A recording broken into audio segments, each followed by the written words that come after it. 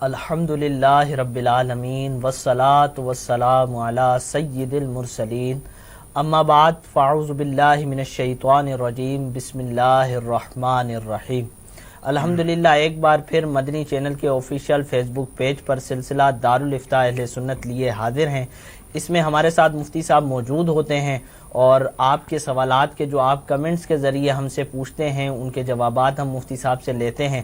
تو آپ اپنے سوالات کمنٹ سیشن میں لکھتے رہیے، رومن میں بھی لکھ سکتے ہیں، انگلش میں بھی لکھ سکتے ہیں، اردو میں بھی لکھ سکتے ہیں۔ انشاءاللہ ممکنہ صورت میں آپ کے سوال کو ہم اپنے سلسلے کا حصہ بنائیں گے۔ لیکن ایک چیز عرض کرتا چلوں کہ بعض اوقات کمنٹ بڑی سپیڈ سے آ رہے ہوتے ہیں تو ہم سوال شامل نہیں کر پاتے ہیں، وہ مس ہو جاتا ہے، تو آپ دوبارہ کمنٹ کر دیں، انشاءاللہ عز و جل ہم اس کو شامل کریں گے۔ اور ایک چیز اور یہ ہے کہ جو لوگ ابھی ہمیں جوائن کر چکے ہیں، جو لوگ ہمارے ساتھ شامل ہو چکے ہیں پروگرام میں، سلسلے میں، تو ان سے درخواست یہ ہے کہ وہ اس سلسلے کو، اس پروگرام کو اپنی ٹائم لائنز پر، فیس بک گروپس میں، فیس بک پیجز میں، واٹس ایپ گروپس میں اس کا لنک چلائیں تاکہ دیگر لوگ بھی اس سے استفادہ اور فائدہ حاصل کر سکیں۔ اگر انہوں نے بھی کسی معاملے میں شرعی رہنمائی قرآن و سنت کی روشنی میں حاصل کرنی ہے تو ہمارے پاس یہ گولڈن چانس ہے اور سنہری موقع ہے کہ مفتی صاحب ہمارے ساتھ موجود ہے، انشاءاللہ وہ ہماری شرعی رہنمائی فرمائیں گے۔ مفتی صاحب ایک سوال ہمارے پاس موجود ہے جو پیج پر کمنٹ میں آیا تھا، کاشف بھائی یہ پوچھنا چاہ رہے ہیں کہ جو نئے نوٹ خریدتے ہیں ہم پرانے نوٹ دے کر، بعض اوقات عید پر لیتے ہیں، بعض اوقات شادی بیاہ کے موقع پر لیتے ہیں، تو مختلف ایونٹس میں ان کی ایک طرح سے ضرورت پڑ جاتی ہے، تو اب قیمت میں اس میں فرق آتا ہے۔ تو اگر ہم نے 1100 روپے دیے ہیں تو ہمیں 1000 نئے نوٹ ملتے ہیں 1000 روپے کے، تو یہ کمی و زیادتی کیا سود ہے، کیا ہے؟ بسم اللہ الرحمن الرحیم۔ یہ سود نہیں ہے، یہ دراصل ہو رہی ہے خرید و فروخت۔ صحیح۔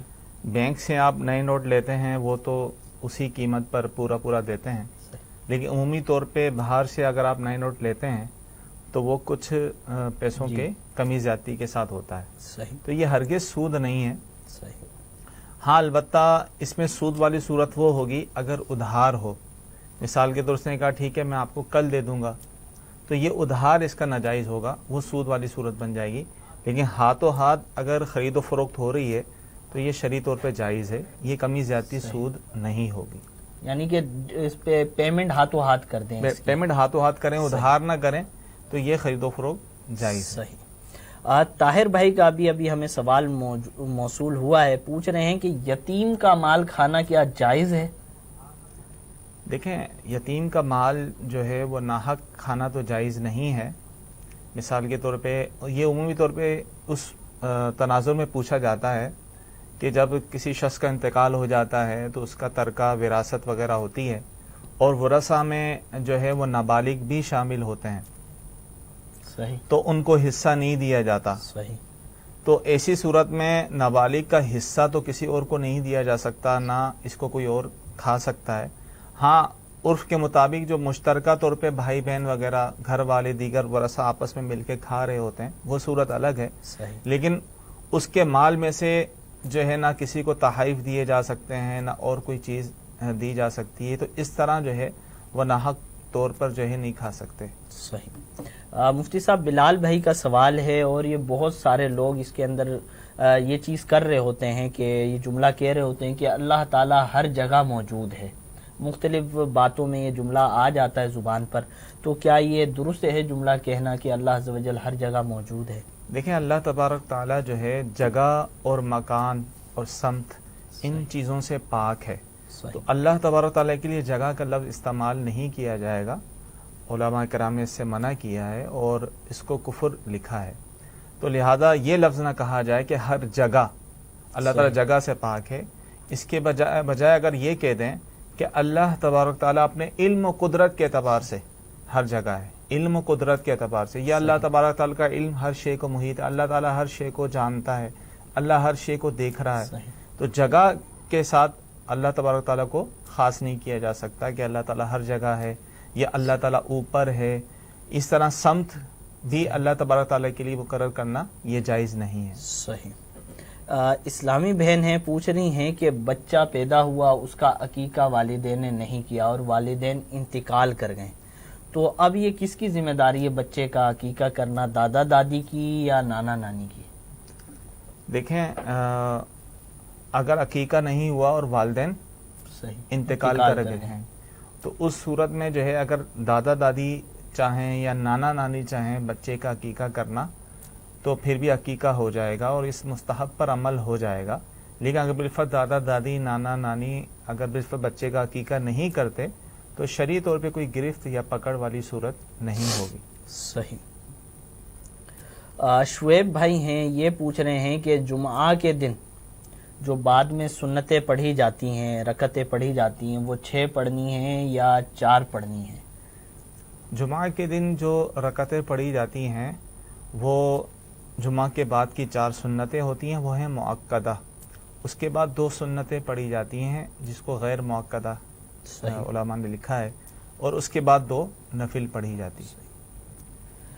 ساؤتھ افریقہ سے ہمارے ساتھ ہیں احمد رضا بھائی، یہ پوچھ رہے ہیں کہ سنت موقدہ پڑھتے ہوئے اگر سورہ فاتحہ تیسری اور چوتھی میں اگر بھول جائیں تو کیا حکم ہے، اور اگر غیر موقدہ میں بھول جائیں تیسری اور چوتھی میں تو کیا حکم ہے؟ سنت موقدہ میں 4 رکعت والی سنتیں پڑھ رہے ہیں، موقدہ ہوں یا غیر موقدہ ہوں، ان کی تمام رکعتوں میں سورت فاتحہ کا پڑھنا اور اس کے ساتھ سورت کا ملانا یہ واجب ہے. صحیح. ٹھیک ہے. قرات جو ہے یہ تو فرض ہے. قرات جو ہے وہ ایک آیت کے پڑھنے سے بھی فرض ادا ہو جاتا ہے. قرآن پاک کی کوئی بھی آیت پڑھ لی یا الحمد شریف کی الحمدللہ رب العالمین یہ آیت پڑھ لی تو فرض ادا ہو جائے گا. لیکن پوری الحمد شریف کا پڑھنا اور سورت کا ملانا یہ واجب ہے.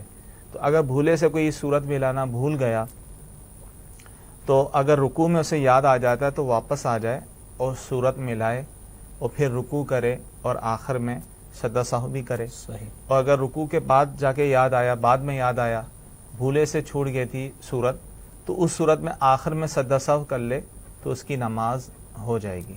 صحیح. محمد افضل بھائی ہیں، یہ پوچھ رہے ہیں کہ صدقہ کیا ہے مرغی کا، زندہ مرغی کا انہوں نے صدقہ کیا ہے، اب کیا یہ صدقے والی مرغی ہے کسی مدرسے میں دے سکتے ہیں یا کسی غریب اور فقیر کو ہی دینی پڑے گی؟ صدقہ جو تھا وہ نافلہ تھا. دیکھیں صدقہ جو ہے یہ نافلہ صدقہ کہیں بھی دیا جا سکتا ہے. کسی غریب کو آپ دے سکتے ہیں، کسی مسجد مدرسہ وغیرہ کسی کو بھی مسلمان کو دے سکتے ہیں، اس میں کوئی حرج نہیں. صحیح. مسعود بھائی ہیں، یہ پوچھ رہے ہیں کہ حضرت ابو ہریرہ رضی اللہ تعالی عنہ کیا یہ بلی رکھا کرتے تھے؟ اس بارے میں پوچھنا چاہ رہے ہیں کہ کسی نے ان کو کہا ہے کہ وہ بلی پالا کرتے تھے. جی اس طرح کا ہے کہ ان کے پاس بلی تھی، اسی نسبت سے جو ہے انہیں ابو ہریرہ کہا جاتا ہے. صحیح.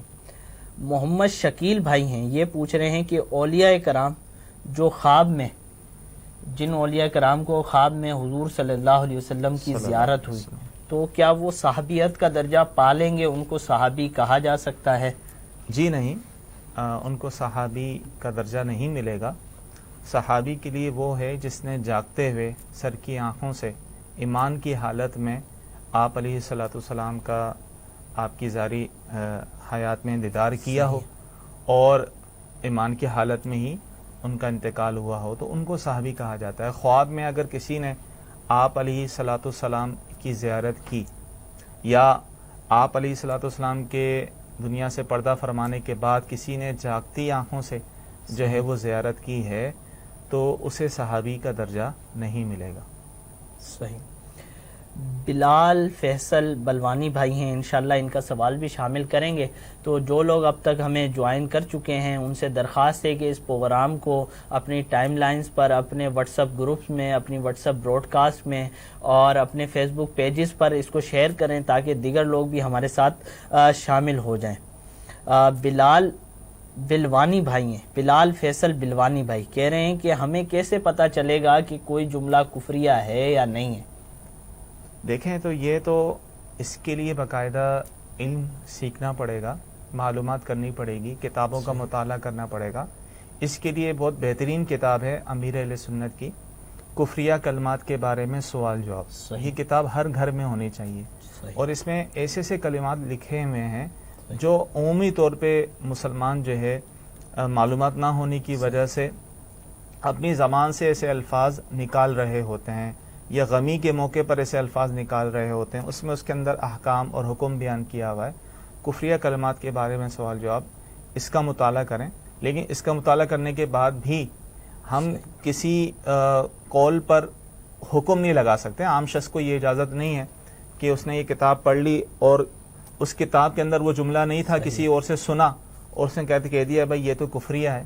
اس کے لیے باقاعدہ علماء سے، مفتیان کرام سے رابطہ کرنا پڑے گا، شرعی رہنمائی لینی پڑے گی کہ کیا یہ قول کفریہ ہے یا نہیں ہے. بڑی بہترین کتاب ہے، مکتبۃ المدینہ سے بھی آپ خرید سکتے ہیں، اور چاہیں تو دعوت اسلامی کی ویب سائٹ سے بھی اس کو ڈاؤن لوڈ کر سکتے ہیں. بہت ساری ایسی چیزیں بھی آپ کے سامنے آئیں گی، ہو سکتا ہے آپ کو سمجھ میں نہ آئے تو علماء اہل سنت سے اس کی تصحیح لے لیں، ان سے سمجھ لیں تو انشاءاللہ بہت فائدہ ہوگا.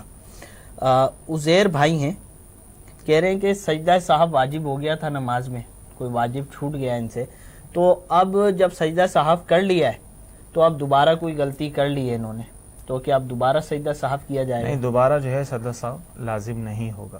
صحیح. مزمل حسن بھائی ہیں، یہ پوچھ رہے ہیں کسی اور اللہ کے علاوہ کسی اور سے مدد مانگنا، جیسے کہ یا رسول اللہ کہنا، حضور سے مدد طلب کرنا، تو کیا یہ قرآن و سنت میں ہے؟ بالکل ثابت ہے، اور اللہ تبارک تعالیٰ نے خود قرآن میں ارشاد فرمایا ہے کہ اللہ اور اس کے فرشتے اور نیک لوگ جو ہیں یہ مددگار ہیں.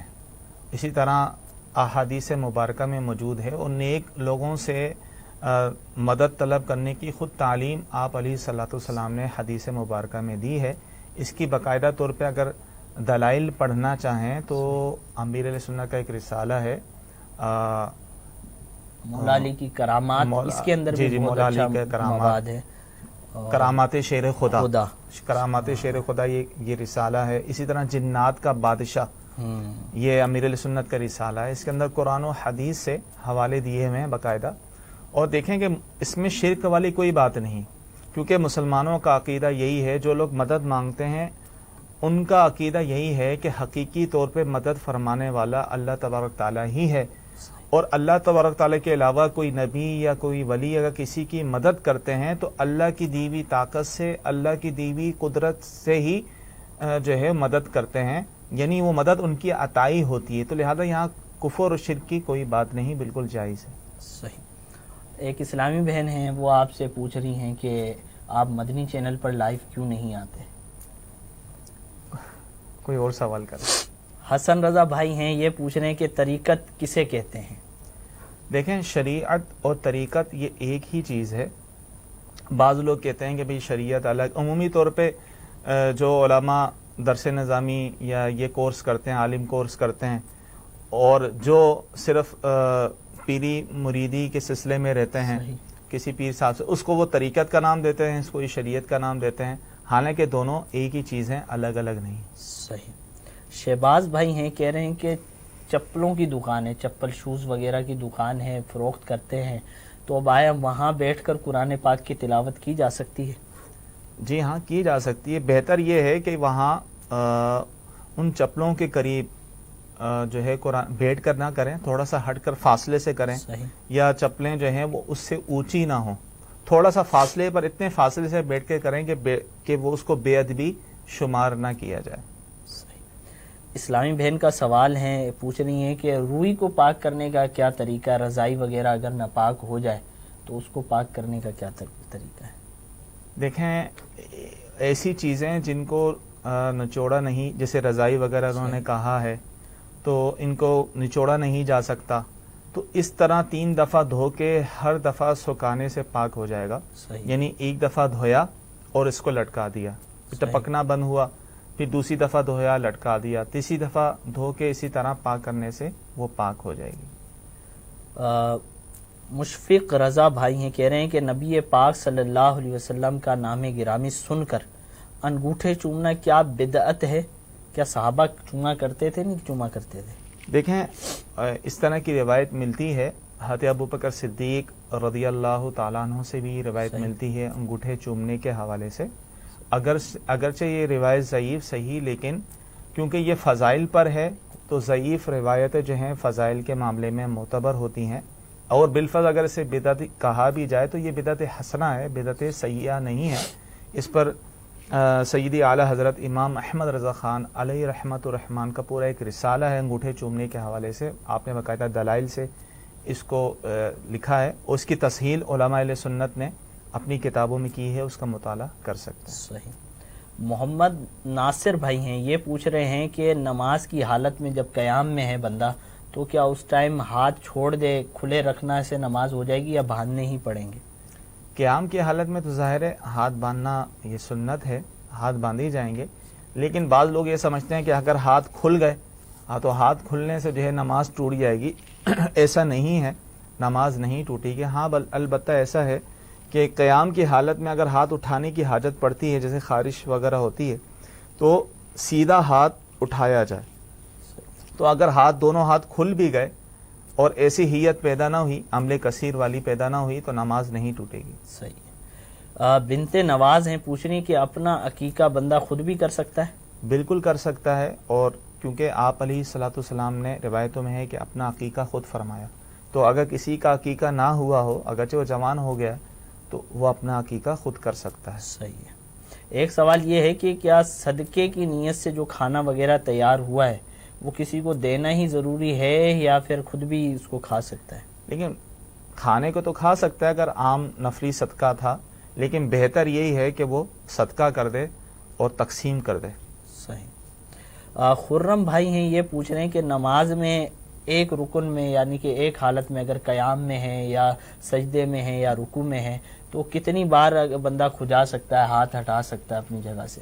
لیکن ایک رکن میں جو ہے وہ 2 بار کھجانے کی اجازت ہے، جیسے مثال کے طور پر قیام کی حالت میں تھا، صحیح۔ اب اس نے ایک دفعہ ہاتھ اٹھایا پھر رکھ دیا، اب خارش ہوئی تو دوسری دفعہ ہاتھ اٹھایا رکھ دیا، اب اگر یہ تیسری دفعہ اٹھائے گا تو اس کی نماز ٹوٹ جائے گی۔ تو ایک رکن میں 2 دفعہ ہاتھ اٹھانے کی اجازت ہوتی ہے۔ صحیح۔ فیضان علی بھائی ہیں، یہ پوچھ رہے ہیں کہ کیا اسلام میں پسند کی شادی کا تصور نہیں ہے؟ بالکل ہے، لیکن اگر شریعت کے دائرے میں رہ کر ہو، شریعت کی پاسداری کی جائے۔ اگر بالفرض کسی مرد کو اگر کوئی عورت پسند آ گئی، اس سے نکاح کرنا چاہتا ہے، تو اسی طرح کوئی عورت ہے وہ اگر کسی مرد سے نکاح کرنا چاہتی ہے تو اس کا ایک شرعی طریقہ ہے، نکاح کا پیغام اپنے والدین اپنے محارم کے ذریعے سے پہنچایا جائے، جو ایک طریقہ کار ہے، صحیح۔ اس طریقے سے ہو تو اس میں کوئی حرج نہیں۔ لیکن پسند کی شادی کو اگر یہ سمجھا جائے کہ آپس میں روابط رہیں، بھائی روابط آپس میں نکاح سے پہلے اس کی دلیل یہ دیتے ہیں بھائی ذہنی طور پر انڈرسٹینڈنگ نہیں ہوگی، ذہنی ہم آہنگی نہیں ہوگی، آگے چلنا مشکل ہو جائے گا، تو یہ سب شیطانی وسوسے ہیں۔ صحیح۔ اگر شریعت نے نکاح سے پہلے اس کی تو اجازت دی ہے، دیکھنے کی تو اجازت دی ہے کہ مرد جو ہے وہ دیکھ سکتا ہے، اسی طرح عورت جو ہے وہ دیکھ سکتی ہے، صرف دیکھنے کی اجازت ہے، باقی اس طرح بات چیت کرنے کی یا روابط قائم کرنے کی شرعی طور پہ اجازت نہیں ہوگی۔ صحیح۔ سمیع انصاری بھائی ہیں، یہ پوچھ رہے ہیں کہ اگر کسی باپ نے بچوں کے حقوق اپنی زندگی میں پورے نہیں کیے تو اب ان کے انتقال کے بعد کیا والدین کے حقوق سے وہ بری ذمہ ہو جائیں گے؟ ان کے لیے فاتحہ کرنا، دعا استغفار کرنا، یہ چیزیں اب ان کے ذمہ نہیں ہیں اولاد کے؟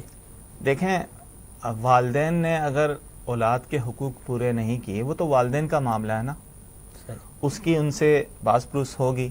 صحیح۔ لیکن اولاد کے جو حقوق ہیں، یعنی اولاد پر والدین کے جو حقوق ہیں، وہ اپنی جگہ قائم رہیں گے۔ مثال کے طور پہ اگر کوئی والد جو ہیں یا والدہ اپنی اولاد پر بالفرض ظلم کرتے ہیں، عمومی طور پہ ایسا نہیں ہوتا، والدین اگر اولاد پر ظلم و ستم بھی کرتے ہیں، پھر بھی اولاد پر یہ لازم ہے کہ اپنے والدین کے ساتھ جو ہے اچھا سلوک کریں، صحیح، ان کے ساتھ برا برتاؤ جو ہے وہ نہ کریں، ورنہ یہ گناہگار ہوں گے۔ اگر یہ دلیل لیتے ہیں وہ بھی انہوں نے بھی ہمارے ساتھ ایسا کیا ہے، ہمارے یہ فلاں معاملے میں حق تلفی کی ہے، اس وجہ سے یہ ان کی بات نہیں مانتے یا ان کو تکلیف پہنچاتے ہیں، تو یہ گناہگار ہوں گے۔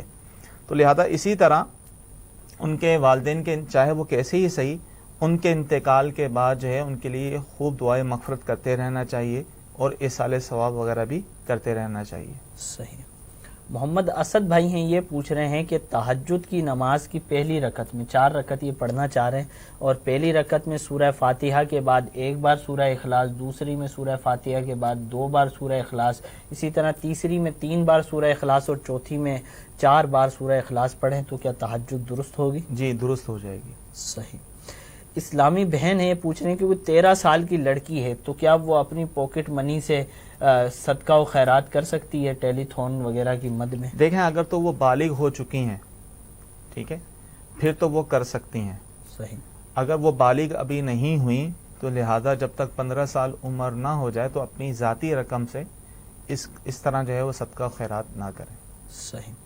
محمد منیر بھائی یہ پوچھ رہے ہیں کہ جب ہم غسل کرتے ہیں، نہاتے ہیں، تو کیا وضو بھی اس کے ساتھ ہو جاتا ہے یا وضو الگ سے کرنا پڑے گا؟ جی ہاں، وضو بھی ہو جاتا ہے کہ آپ اگر نہائے، کیونکہ جو اعضاء وضو میں دھوئے جاتے ہیں نہانے سے وہ اعضاء ویسے ہی دھل جاتے ہیں، صحیح۔ تو نہانے سے بھی وضو ہو جاتا ہے۔ اللہ عز و جل کے لیے لفظ خدا استعمال کر سکتے ہیں؟ جی ہاں کر سکتے ہیں، کوئی حرج نہیں۔ صحیح۔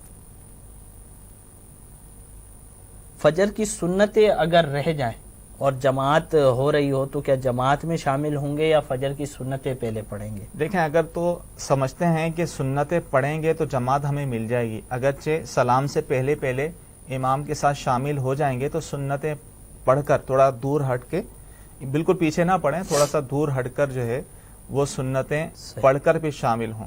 اگر یہ سمجھتے نہیں اگر میں سنتیں پڑھنے لگوں گا تو امام صاحب نماز ختم کر دیں گے، یعنی سلام بھی پھیر دیں گے، تو ایسی صورت میں پھر سنتیں نہ پڑھیں، صحیح۔ جماعت میں شامل ہو جائے اور فرض ادا کر لے، لیکن پھر سنتیں فرضوں کے بعد نہیں پڑھ سکتے، پھر اگر پڑھنی ہے تو سورج نکلنے کے 20 منٹ بعد پڑھنی ہوگی۔ صحیح۔ شمسی بھائی ہیں ہمارے ساتھ، یہ کہہ رہے ہیں کہ جب میں نماز کے لیے کھڑا ہوتا ہوں تو مجھے عجیب و غریب اور بعض اوقات گندے خیالات بھی آتے ہیں۔ خیر میں نماز مکمل کر لیتا ہوں جس طرح پڑھنی چاہیے، تو کیا نماز ہو جائے گی یا پھر کیا کرنا پڑے گا؟ اللہ اکبر۔ دیکھیں نماز تو ہو جائے گی، لیکن نماز آپ نے جتنی توجہ کے ساتھ پڑھی ہے اسی کے مطابق ہی آپ کو ثواب ملے گا، لیکن نماز ادا ہو جاتی ہے، تو لہذا کوشش یہی کرنی چاہیے کہ خیالات وغیرہ اس طرح کے نہ آئیں۔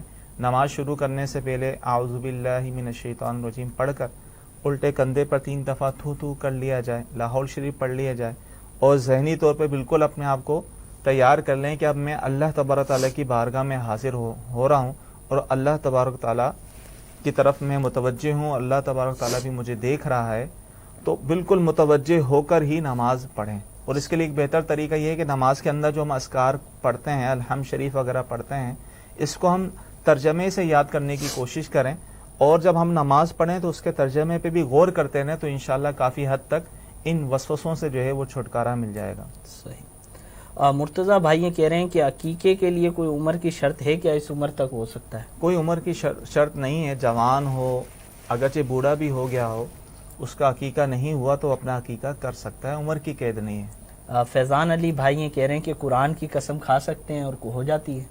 دیکھیں قرآن کی قسم اٹھانے سے بھی قسم ہو جاتی ہے، اور اگر بالفعل قرآن کی قسم اٹھائی اور قسم توڑ دی تو اس صورت میں کفارہ بھی دینا ہوتا ہے۔ صحیح۔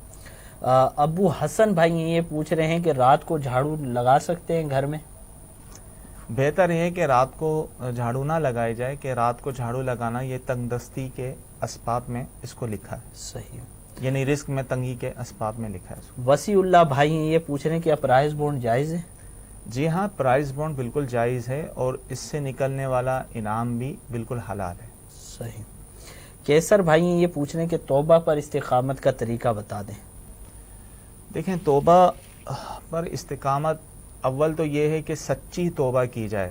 صحیح۔ سچی توبہ یہ ہے کہ بالفعل اگر کوئی گناہ ہوا ہے اس کو چھوڑ چکا ہو، اس پر نادم ہو اور آئندہ نہ کرنے کا پختہ ارادہ ہو، تو پھر یہ سچی توبہ کہلائے گی۔ اور البتہ اور وہ جس گناہ میں مبتلا ہے اس کے بارے میں اس کی وعیدیں، عذاب اور ان چیزوں کے بارے میں پڑھے، یا نماز کے اندر سستی بہت ہوتی ہے، نمازیں قضا ہو جاتی ہیں، تو نماز چھوڑنے کی جو وعیدیں ہیں اس کو بار بار پڑھتا رہے، تو اس طرح جو ہے اس کے اندر ایک خوف پیدا ہوگا اور اس طرح توبہ میں استقامت ملے گی۔ نیک لوگوں کی صحبت اختیار کریں، نیک علماء اہل سنت کی صحبت اختیار کریں۔ مدنی چینل پہ جو بیانات آتے ہیں امیر اہل سنت کے، جو مدنی مذاکرے ہوتے ہیں، وہ پابندی سے انشاءاللہ سنتے رہیں گے، اللہ نے چاہا تو استقامت ملے گی. صحیح. اسلامی بہن کا سوال ہے، پوچھیں کہ عورت کتنے بال کٹوا سکتی ہے اپنی، کہ کیا کوئی اس کی حد ہے؟ جی ہاں بالکل حد ہے. عورتیں جو ہے وہ کندھے سے نیچے یعنی پورے سر کے بال ان کے کندھوں سے نیچے ہوں تو کندھوں سے نیچے تھوڑے بہت بال کاٹ سکتی ہیں. جیسے بعض اوقات بال ایسے ہو جاتے ہیں جس میں 2 نوکیں نکل آتی ہیں، جس کو 2 منہ والے بال کہتے ہیں، وہ بڑھتے نہیں ہیں، تو ان کو پکڑ کے کندھوں سے نیچے تھوڑا بہت کاٹ سکتی ہیں، اس میں کوئی حرج نہیں. لیکن بالوں کی کٹنگ جو کرواتی ہیں کہ آگے سے چھوٹے ہوتے ہیں پیچھے سے بڑے ہوتے ہیں، تو یہ جائز نہیں ہے. پورے سر کے بال کندھوں سے نیچے ہوں تو کندھوں سے نیچے تک کاٹ سکتی ہیں. یہ تو مفتی صاحب آپ نے عورتوں کے لیے فرمایا. آج کل ایک فیشن بھی چلا ہوا ہے کہ مرد بڑے بڑے بال رکھتے ہیں، پھر جب وہ بڑے ہو جاتے ہیں تو اس پر چٹیا پونی ٹائپ کی بھی باندھ لیتے ہیں اور ہیئر بینڈ لگاتے ہیں، ہیئر کیچر وغیرہ لگاتے ہیں. تو یہ اپنانا کیسا ہے شریعت کی روح سے؟ اور ساتھ ساتھ یہ بھی ارشاد فرمائیے گا کہ اگر اس حالت میں کہ پونی بندھی ہوئی ہے، کیچر لگا ہوا ہے، ہیئر بینڈ لگا ہوا ہے اور بال کندھوں سے نیچے ہیں، تو کیا نماز ہو جائے گی یا نہیں ہوگی؟ کیا ہے ایسا؟ دیکھیں پہلے تو یہ مسئلہ سمجھ لیں کہ مردوں کو کندھوں تک بال بڑھانے کی اجازت ہے، یعنی کندھوں تک تو ان کے بال بڑے ہو سکتے ہیں. صحیح. کندھوں سے نیچے یہ بال بڑھانا مردوں کے لیے ناجائز و حرام ہے، کیونکہ اس میں عورتوں کے ساتھ مشابہت ہے. صحیح. اب بڑے بال کندھوں سے نیچے کا چاہے کوئی دنیا دار جو ہے وہ کرے یا کوئی عام فقیر آدمی جو بظاہر وہ اپنے آپ کو کہتا ہے کہ میں نہیں، صوفی ٹائپ کے جو ہوتے ہیں. دیکھیں شریعت سب کے لیے یکساں ہے. صحیح. تو لہذا مرد کے لیے حکم یہی ہے کہ کندھوں سے نیچے بال ان کے نہیں ہو سکتے، کندھوں تک بڑھا سکتے ہیں، کندھوں سے نیچے رکھنا یہ ناجائز و حرام. وجہ عورتوں کے ساتھ مشابہت. اسی طرح جو مرد اپنے بڑے بال رکھتے ہیں تو بالوں کو کی حفاظت کے لیے وہ آج کل پونی باندھتے ہیں یا ہیئر بینڈ کلپ یا ہیئر کیچر وغیرہ لگا رہے ہیں آج کل بہت مرد. تو یہ بھی عورتوں کے ساتھ مشابہت ہے اور عورتوں کے ساتھ مشابہت کی وجہ سے ناجائز ہے. اور ایسے مردوں پر حدیث پاک میں لعنت آئی ہے جو عورتوں کے ساتھ مشابہت کریں. بخاری شریف کی حدیث ہے، حضرت ابن عباس رضی اللہ تعالی عنہما سے یہ روایت ہے کہ آپ علیہ الصلوۃ والسلام نے ان عورتوں پر لعنت فرمائی جو مردوں سے مشابہت کریں اور ان مردوں پر لعنت فرمائی جو عورتوں سے مشابہت کریں. تو لہذا جو کندھوں سے نیچے بال رکھ رہے ہیں مرد حضرات یا بالوں کی پونی باندھ رہے ہیں وہ عورتوں کے ساتھ مشابہت اختیار کرنے کی وجہ سے گناہگار ہیں. تو لہذا انہیں اس سے توبہ کرنا لازم ہے. اب سوال یہ ہے کہ آپ نے مزید پوچھا کہ اب انہوں نے پونی باندھی ہے یا بالوں کا جوڑا باندھ دیا ہے یا ہیئر کیچر ہیئر بینڈ وغیرہ لگا دیا ہے، تو اس حالت میں مرد کو نماز پڑھنا یہ مکروہ تحریمی ہے. کیونکہ خاص طور پر حدیث پاک میں ابن ماجہ شریف کی حدیث ہے کہ آپ علیہ الصلوۃ والسلام نے مرد کو، خاص مرد کے لیے منع فرمایا کہ اس حال میں نماز پڑھے کہ اس نے اپنے بالوں کا جوڑا بنایا ہوا ہو. تو بالوں کا جوڑا بنانا یہ مرد کے لیے جائز نہیں ہے. اسی فقہاء کرام نے اس کی تفصیل بیان کی ہے، فتاوی شامی میں، دیگر کتابوں میں ہے. اب بالوں کو چاہے وہ پیچھے سے جوڑا بنائے جیسے عورتیں نا بالوں کو اس طرح لپیٹ دیتی ہیں، یا اسی طرح کسی چیز سے اس کو دھاگے وغیرہ سے باندھ دے، ربڑ بینڈ جیسے کہتے ہیں وہ باندھ دے، یا اسی طرح ہیئر بینڈ یا ہیئر کیچر جو آج کل چلے ہیں یہ لگانے سے بھی لگا کے نماز پڑھیں. ایک تو لگانا جائز نہیں اور لگا کے نماز پڑھنا مکروہ تحریمی ہے. اور یہ بات یاد رکھیے گا یہ صرف مردوں کے لیے ہے، عورتوں کے لیے ممانعت نہیں ہے جوڑا باندھنے کی نا، کیونکہ حدیث میں خاص مرد کی صراحت آئی ہے. عورت کے بال تو ویسے بھی ستر میں داخل ہیں، ستر عورت میں داخل ہیں، چھپانے کا حکم ہے. خاص کر یہ اجنبیوں کے سامنے اور بالخصوص نماز کی حالت میں عورتوں کے لیے حکم تو یہی ہے کہ بالوں کو چھپائیں. اب وہ بالوں کا اگر جوڑا نہیں باندھیں گی تو اس طرح چٹیاں نہیں باندھیں گی تو ان کے بال بکھریں گے، ہو سکتا ہے نماز میں ظاہر ہو جائیں، تو اس طرح نماز ٹوٹنے کا بھی جو ہے وہ اندیشہ ہوگا. تو اگر عورت بالوں کا جوڑا بناتی ہیں، اسی طرح کیچر وغیرہ یا کلپ وغیرہ لگاتی ہیں تو ان کے لیے کوئی حرج نہیں ہے، البتہ مردوں کے لیے ممانعت ہے. صحیح. محمد شبیر بھائی یہ کہہ رہے ہیں کہ عصر کی سنتیں اگر رہ جائیں اور جماعت ہو جائے تو پھر ہم نہیں پڑھ سکتے، ہمیں یہ تو پتہ ہے، لیکن کیا اگر عشاء کی سنتیں جو قبلیاں ہیں اگر وہ رہ جائے اور جماعت ہو جائے تو کیا بعد میں پڑھ سکتے ہیں؟ بعد میں پڑھنے کی حاجت نہیں ہے، کیونکہ اس کا جو وقت ہے وہ فرضوں سے پہلے ہی ہے، صحیح ہے، بعد میں پڑھنے کی اس کی حاجت نہیں۔ صحیح ہے۔ شہباز بھائی ہیں، یہ پوچھ رہے ہیں کہ رات کو برتن دھونے کا ضروری ہے، بغیر دھلے ہوئے برتن نہیں چھوڑ سکتے؟ چھوڑ سکتے ہیں، حرج نہیں۔ عرفان بھائی یہ پوچھ رہے ہیں کہ جمعے کی اذان ہو چکی ہو اور اس کے بعد ادھر ادھر بیٹھنا اور جمعے کے لیے نہ جانا، کہ جب آخری وقت ہوگا خطبہ ہو جائے گا یا خطبے کے دوران پہنچ جائیں گے، تو ایسا کرنا کیسے ہے؟ دیکھیں، جس مسجد میں نماز پڑھنی ہے اس مسجد میں اگر اذان اول ہو چکی جمعے کی، تو اس کے بعد جو ہے وہ سعی کرنا، یعنی نماز کی تیاری کرنا، یہ لازم ہو جاتا ہے کہ تیاریوں میں لگ جائے۔ اب اس طرح وہ بیٹھا ہوا ہے یا اس طرح کوئی ایسا کام کر رہا ہے جو نماز کے لیے جو سعی کا حکم ہے اس سے مانے ہیں، تو وہ جائز نہیں ہوگا۔ اسے حکم یہی ہے کہ وہ نماز کی تیاریوں میں لگ جائے۔ صحیح۔ محمد اسد بھائی ہیں، یہ پوچھ رہے ہیں کہ رفع یدین کرنا کیسا ہے؟ دیکھیں، رفع یدین ہمارے نزدیک، احناف کے نزدیک جو ہے وہ رکوع سجود وغیرہ میں نہیں ہے۔ ہاں، ہمارے لیکن رفع یدین وہ تکبیر تحریمہ کے وقت یا دعائے قنوت کے وقت جو ہے وہ تکبیر تحریمہ ہوتی ہے۔ اس کے علاوہ یا عیدین میں جو تکبیرات ہوتی ہیں ان میں جو ہے وہ رفع یدین مطلب دونوں ہاتھوں کو اٹھانا۔ باقی اس طرح جو ہے حدیث سے ثابت ہے کہ آپ علیہ الصلوۃ والسلام نے جو ہے وہ نماز کا طریقہ جو ہے بیان فرمایا، لیکن اس میں رکوع سجود وغیرہ میں رفع یدین آپ نے نہیں فرمایا۔ اگرچہ بعض حدیث سے ثابت بھی ہے، لیکن احناف کے نزدیک رفع یدین نہیں۔ صحیح۔ محمد عدنان بھائی کہہ رہے ہیں کہ بعض لوگوں کا نظریہ یہ ہے کہ رات کے وقت کھلے آسمان کے نیچے سفید چیز کھائی اور پینی نہیں چاہیے، خاص کر دودھ کا کہا جاتا ہے کہ بھائی پھر یہ نظر ہو جاتی ہے یا پھر جنات کی لپیٹ میں آ جاتا ہے بندہ، تو اس کی کیا حقیقت ہے؟ دیکھیں، وہ تو بہتر ہے کہ ہر چیز کو ویسے ہی ڈھانپ لینا چاہیے، اچھی بات ہے، لیکن باقی یہ کوئی کانسیپٹ جو ہے اگر کھلی بھی ہو جنات کا اثر ہوتا ہے، اس کی کوئی اصل نہیں۔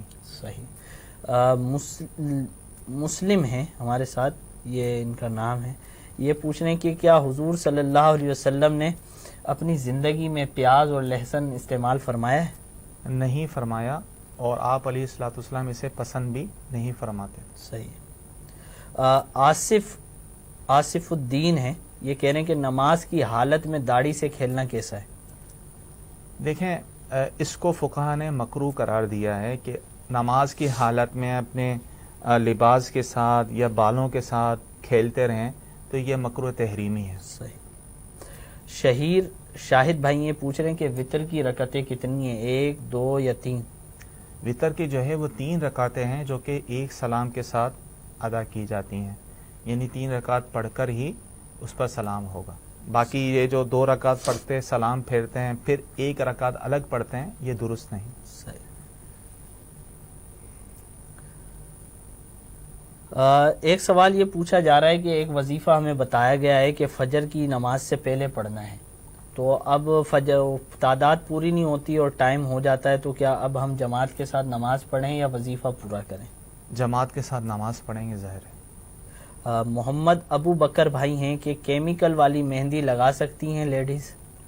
دیکھیں، بات یہی ہے کہ کیمیکل اگر ایسا ہے، کیونکہ دونوں قسم کی بازار میں اس طرح کی مہندیاں ملتی ہیں، اگر کیمیکل ایسا ہے کہ جس کی تہ جو ہے وہ جم جاتی ہے، ایک تو مہندی وہ ہوتی ہیں عام مہندی جو صرف رنگ چھوڑتی ہیں، اس کی تہ نہیں جمتی۔ اگر ایسی مہندی ہے جس کی تہ جم جاتی ہے تو اس میں پھر ظاہر وضو اور غسل کا معاملہ ہوگا، تو لہٰذا ایسی مہندی نہیں لگا سکتے۔ محمد علی بھائی پوچھ رہے ہیں کہ کیا مرد سرما لگا سکتا ہے؟ جی بالکل لگا سکتے ہیں، سنت کی ادائیگی کی نیت سے لگا سکتے ہیں۔ صحیح۔ ایک سوال انہی کا ہے، یہ پوچھ رہے ہیں کہ کیا عورت کے لیے بھی مسواک کرنا سنت ہے مردوں کی طرح؟ نہیں، عورت کے لیے یہ حکم نہیں ہے۔ محمد انیس بھائی ہیں، یہ کہہ رہے ہیں کہ قیام میں سورہ فاتحہ پڑھنا ہی بھول گئے، صحیح ہے، پھر رکوع میں چلے گئے، تو اب کیا کریں؟ اب حکم ہے رکوع میں یاد ہے فوراً واپسی آ جائیں، صحیح، اور الحمد شریف وغیرہ سورت پڑھ کے پھر دوبارہ رکوع کریں اور آخر میں سجدہ سہو کریں۔ صحیح۔ ہم آپ سے اجازت چاہیں گے، ہمارے پروگرام کا وقت ختم ہوا چاہتا ہے. انشاءاللہ نیکسٹ سلسلے میں پھر انشاءاللہ حاضری ہوگی اور آپ کے سوالات کو شامل کریں گے. اب تک کے لیے ہمیں اجازت دیجیے گا. السلام علیکم.